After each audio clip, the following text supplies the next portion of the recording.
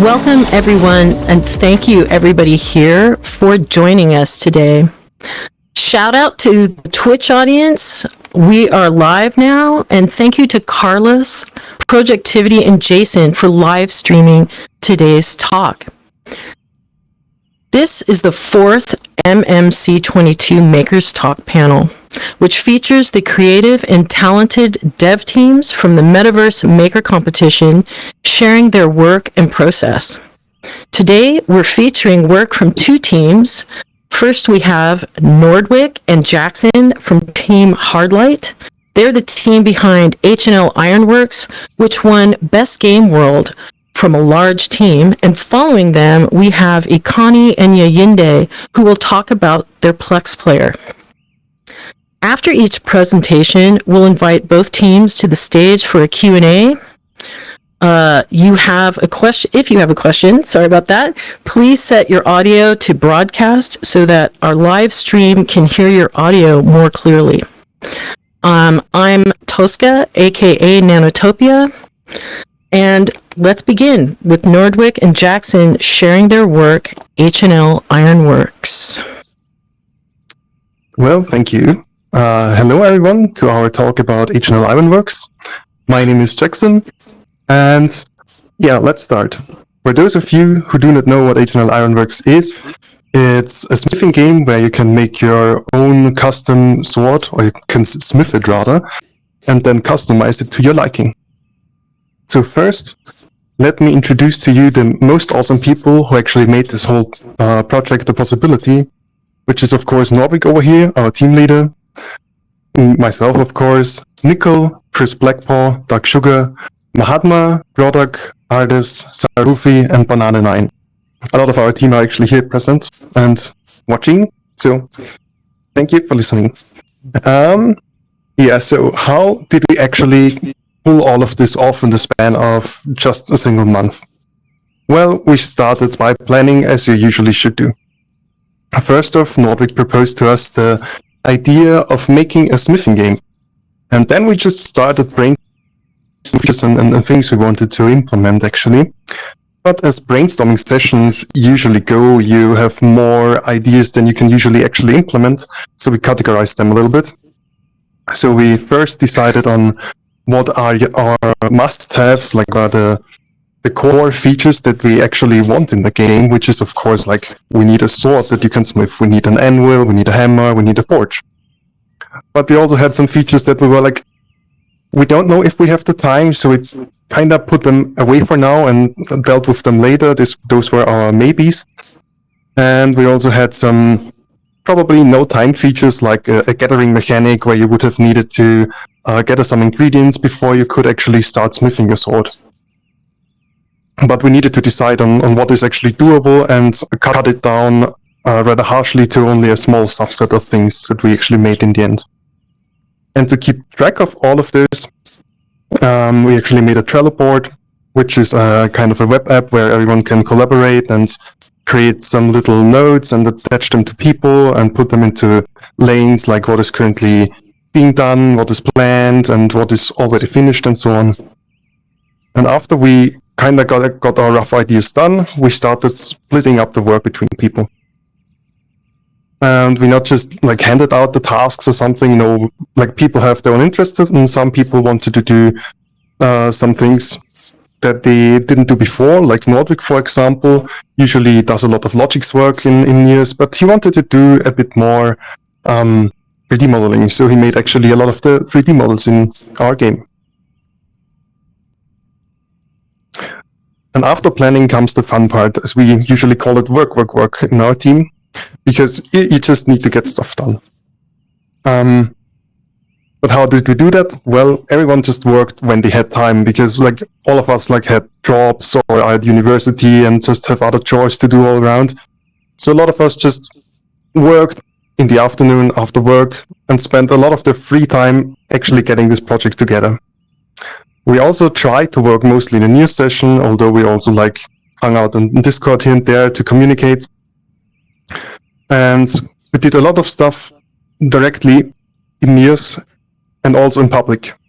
So we could actually already playtest what we made while we were actively developing did. So that was pretty cool and a huge part of our process.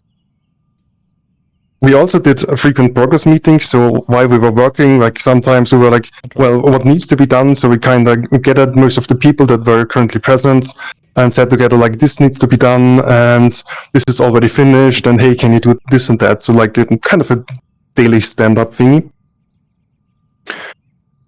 Also, what we try to do is to keep all the systems that we made as modular as possible. So nothing is linked directly and we can just save only one part, like for example the furnace. You can just save it to your inventory, spawn it in another place, and it should work. That was the entire goal, because that way we could ensure that if we make changes somewhere, we can just replace it if something breaks or if we make some wrong decisions or something in the end. So everything just communicates via dynamic variables and dynamic impulses to get that working. That also enables us to actually smith multiple swords at the same time in a session. So like multiple people can hammer on a single sword at the same time, which is pretty cool. Another big part of our development process was using Ukilop's red print for managing logics, which helped a lot because it helped us organize our different logics red prints in an organized manner. And you could just pull them out anywhere and move them around so you don't clutter the world too much, which is pretty cool. So huge shout out to Ukilop and thanks for making the red print. So what was our progress in the end? Like how did we start and actually finish everything? As I already told you, like first we started gathering ideas, finding and creating concept art. And after we had most of that done, we actually started blocking out the world. So we drew in 3D, in Neos, like drew the basic shape of the building. Then we started making some rough models without textures and putting into the session and seeing how everything looked like and how it would work out. Then we actually put in some blocks, as you can see here, with some labels on them where like most of the stuff should go, cabinet sword stuff or workbench and so on.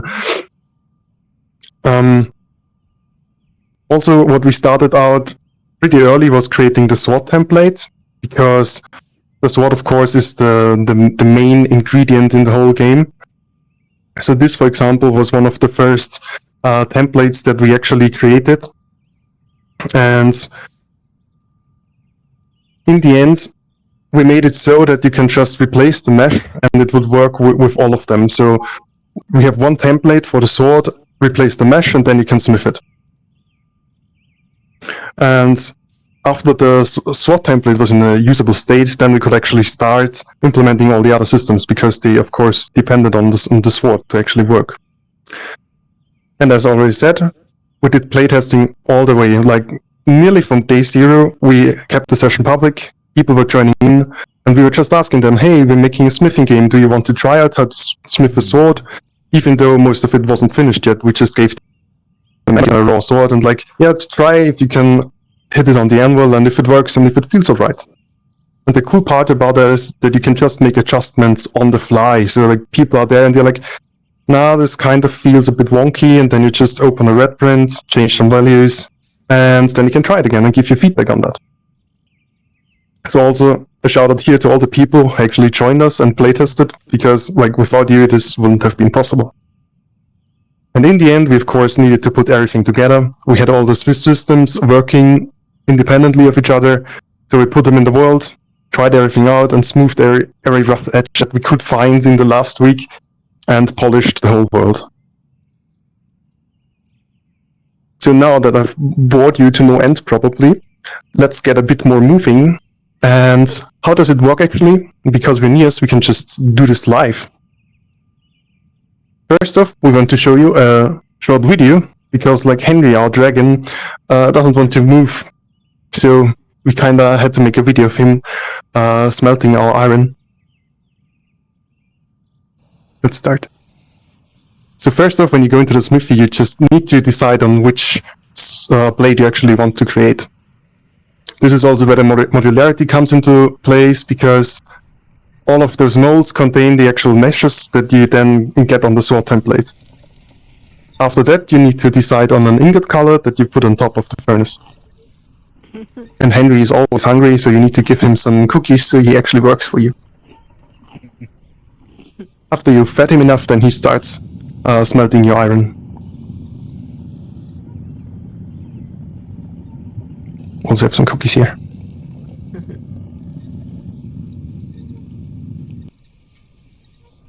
And if that is done and the mold is cooked, it breaks down. And don't forget to give him head pads. And after that, you need to make sure that you don't touch the hot metal with your hands because you will burn yourself. So now, I actually need some tongs to be able to show you. We have some tongs, Nordwick. Ah, yeah, there you go. So now let me show you how this actually works.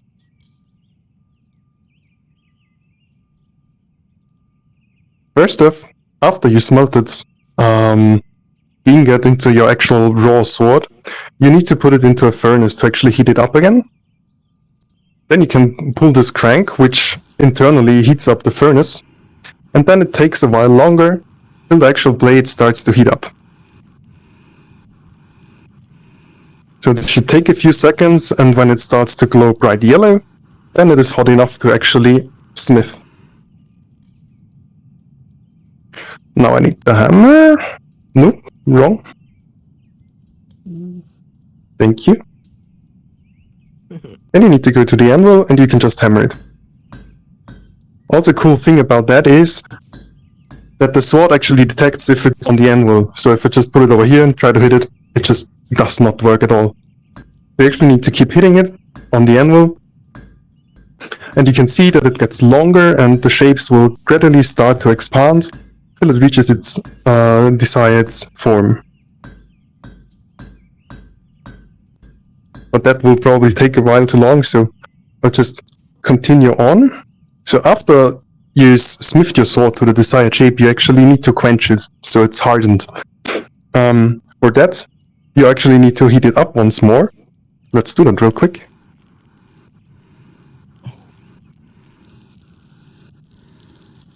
So this should be good enough. And then you put it into the quenching barrel. There you have it. Now it's properly quenched. Now I don't need the tongs anymore because old now. And after you've quenched it, you can actually grind it on the grindstone to polish it up and to sharpen the edge, of course. Fun fact about that is that the whole system on the grindstone does not depend on any colliders or anything else. It only is math, and that is pretty cool in my opinion. So as you can see, it's getting more shiny, and now it's ready. After that, you can assemble it. Like a huge part for us was that you are able to customize your sword. So in the world, you can find all bits and pieces like different hand guards, different pommels, and different grips. So you just take them and put them on the sword. And I'll grab a pommel from over here. Then you just put your sword together. And you can actually also change the color of most things on it. Like, for example, I can pick a crossguard color. Let's use red for that. And for the grip color, let's use a green. To make it look a bit funky.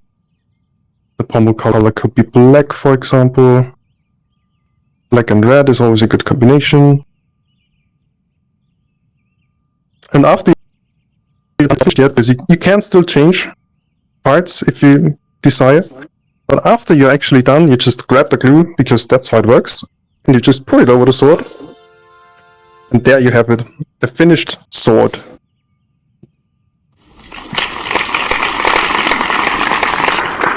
Thank you.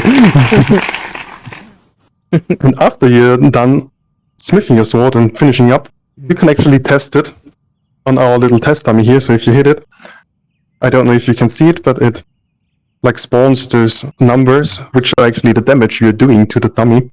And depending on how well you smithed your sword, the number actually gets higher and the color changes of those numbers. So this was like one of the features that we made so you actually can do stuff with the sword afterwards. Yeah, so that's basically it for smithing the sword. Do you have the tutorials, Nordwick? Oh, yeah. And because all of that is pretty complicated, we decided on making a system that enabled us to show people how all of this process should work or how it's intended to be used. So we kind of made those pictograms which also fit into our narrative, because like the story is the smith is away, you're his apprentice, and you need to smith some swords, and he left you these notes. So we can look for those a bit. The first one is for example for the smelter. You need to put a mold in there and an ingot. Then you need to feed the dragon so it actually melts your ingot into the mold. And then you need to heat up the sword and smith it and so on. So we made one for each step, or sometimes even two when it's more complicated. So people can actually find their way around it. But the tutorials can also be disabled if you do not want to see them at all. So yeah,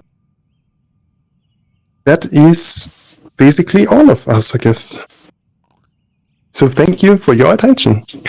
That is absolutely amazing. Thank you. Can we give a great shout out and applause here? Yeah. Thank you. I want to try making a sword. Wow. So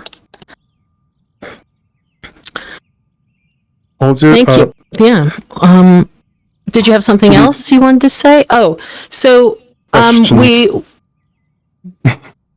believe we wait until the end for the Q&A. Okay. But I don't know. Does anybody have any immediate question? A Twitch viewer said, "Hooray for sharp objects!" So yeah, we can do the Q&A. Yeah. Okay. So thank you, Team Hardlight. Thank you for That listening. is amazing. Amazing work. Wow. So next I would like to invite Ikani and Yeyinde to the stage to share their work, Plex Player. Woohoo! All right. Wow, their presentation was really good. Give me just a moment. Let me pull out the panel here. And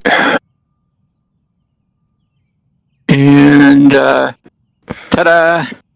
And that's our talk. Now, so this project started out as most projects do in Neos, for having a need for something that didn't exist in game yet, or at least nothing we could find. So we ended up starting our research at the beginning of the month of taking a look at what would be involved with making Plex work within Neos for multiple users. For those who are not aware, Plex is a open source media server. It allows you to organize, gather in various media information, and present and play through any of your media collection, be it movies, TV shows, that sort of thing. So we wanted to be able to bring that into Neos. One of the major hurdles we ran into is that Plex has a very limited API, and its only output is XML. So we set a goal of not requiring any outside services to be able to manage it. All you needed was your Plex player, and any processing would have to happen within Neos. So it involved writing an XML parser in Logix, which I highly don't recommend. It's it's kind of a pain, and to be honest, I would probably remove the no external services limitation for the if we were to redo this panel. Let's see. We had probably, I want to say, 30 or 40 revisions that we went through as we went through the process of building this panel. And while I was going through and doing the logics and working out the API limitations, Yeyinde was going over UIX and all of the visual elements of the panel. Between the two of us, actually neither of us had really worked on either of these areas very heavily. I had done some logics, but not too much. So this was actually a very good learning process as well, just to try and figure everything out. As the other team mentioned, red prints are fantastic, and we definitely made heavy use of that, as well as dynamic variables and dynamic impulses to try and keep things modular. We did have a large amount of help from Ukulop as well. Another part of the project was that we, at the time, Ukulop was testing Redprint 1.4. So as we were going through the process of building this project, we were also working with him and providing feedback on how the new version of Redprint was working, trying out different bug fixes and such. So it was a lot of fun. There was a question of if a Plex panel is legal, a Plex server is legal, and it is an open source server that you can provide any content you want to it. So it is ultimately up to you that you own that content before you put it in there. So for the purposes of our demonstration, I have a Plex server with public domain content on it, both to keep the panel legal and to also demonstrate that you can use with public domain content. So I'll just start the demo here. Normally it would start with the Plex connection, which we already have filled in, and then a security token. In the MMC world, we gave instructions for how to get this security token, and that just allows the panel to authenticate to Plex. So if we connect, we will get a list of all of the various categories that are available, and we'll select movies, and it will sit here and happily scan through and populate the movies that are available.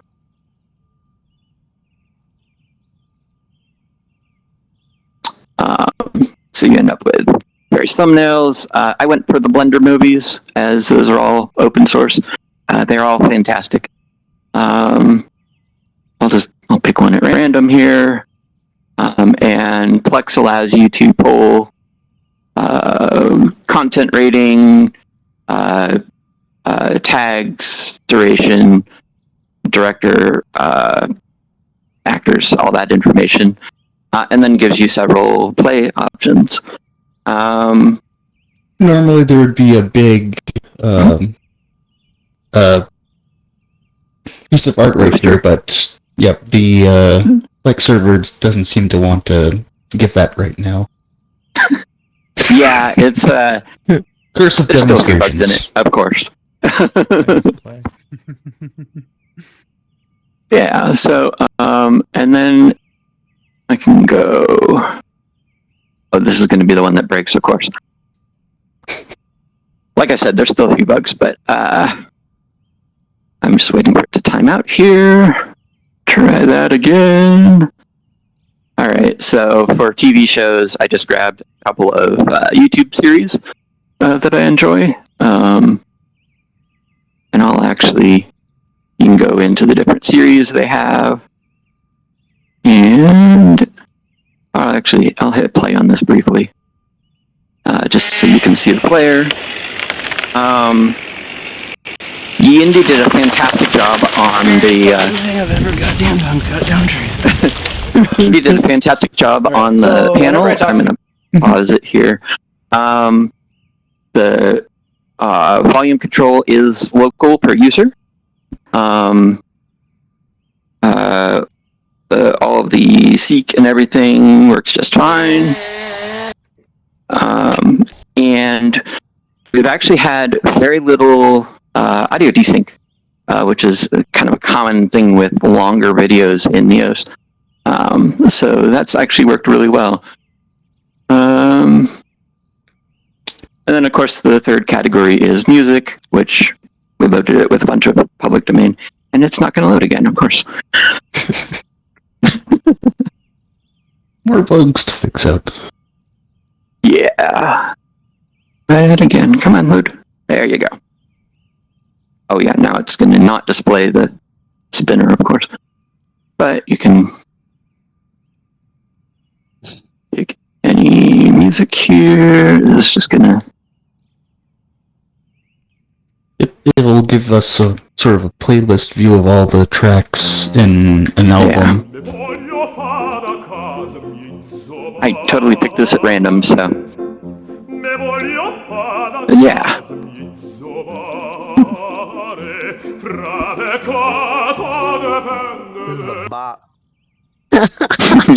That is very Bach, yes.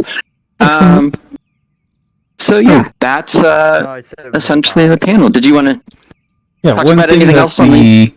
One thing that the panel does is that it will remember its own TV show. Oh, remember position. Yeah, it will remember our positions and things for the videos that we last saw. So if we decide to go back, it should. Yeah, so we'll jump to there. Go back. And then if you go back into it here. Yep. Yeah. It will resume where you left off. Yep. That's not good.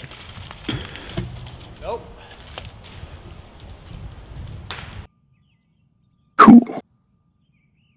I'm trying to think if there's any other details we wanted to go over on this. I think that's pretty much it as far as what we did with the panel. Wow, excellent. So, yeah, well, that's it. Thank you very much for that. Yeah. Very, very cool. So, okay, well, thank you, everyone. And I would like to invite both teams now back up to the stage, and we can begin our question and answer session. So for those of you watching on Twitch, please just just type in your question into the chat. I'll see them here.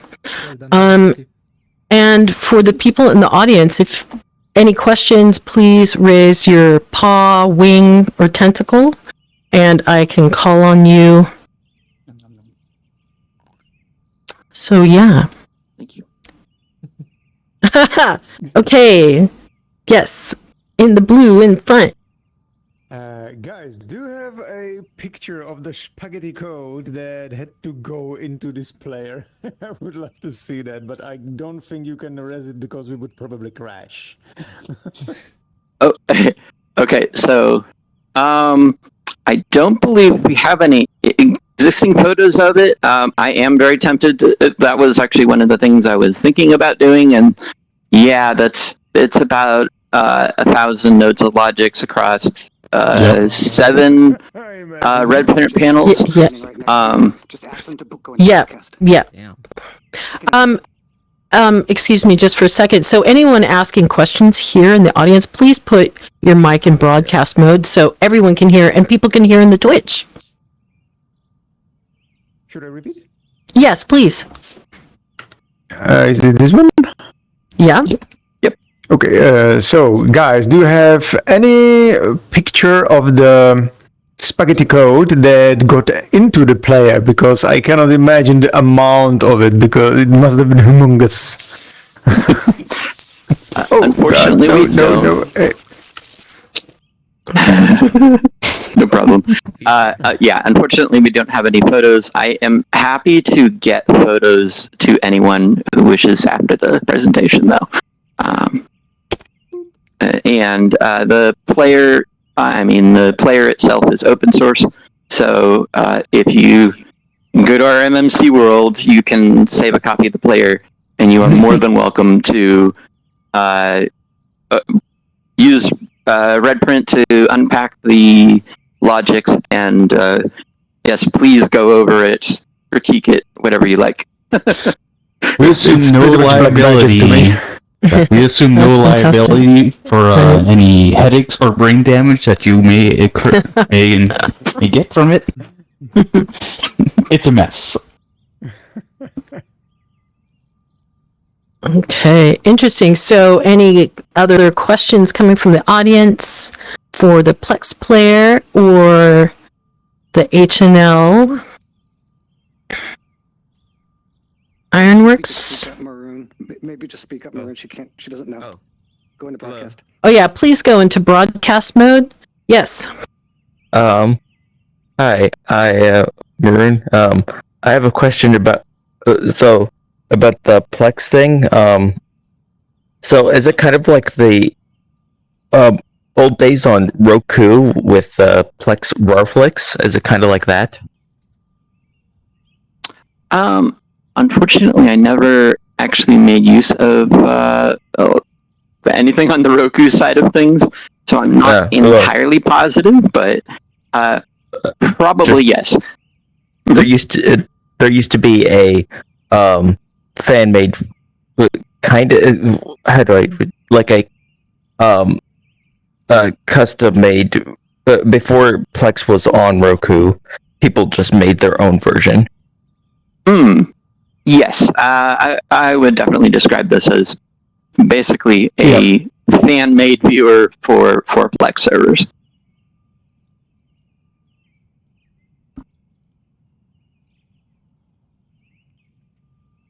Okay, I want to just point out someone watching from Twitch has commented that in broadcast mode we're peaking, but at normal volume we're being heard just fine. That may be some setting, just bringing that to everyone's attention here. So, yeah.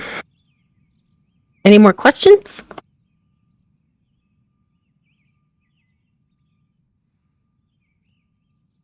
Looking in case I miss your paw or tentacle, just like give me a little shout out.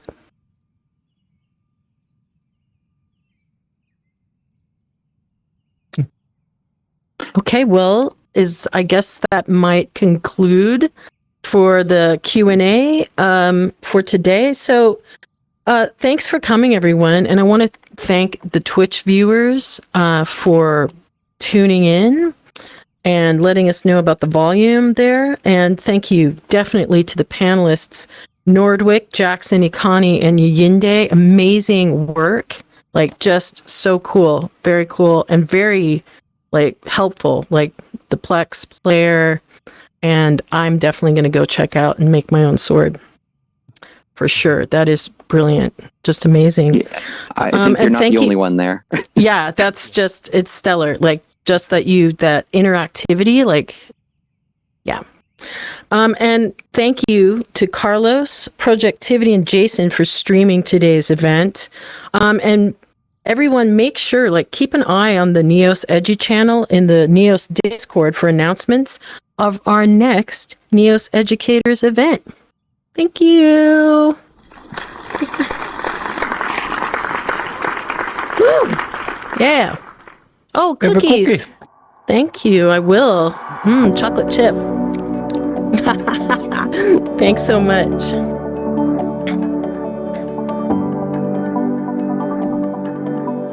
I'm gonna eat more cookies.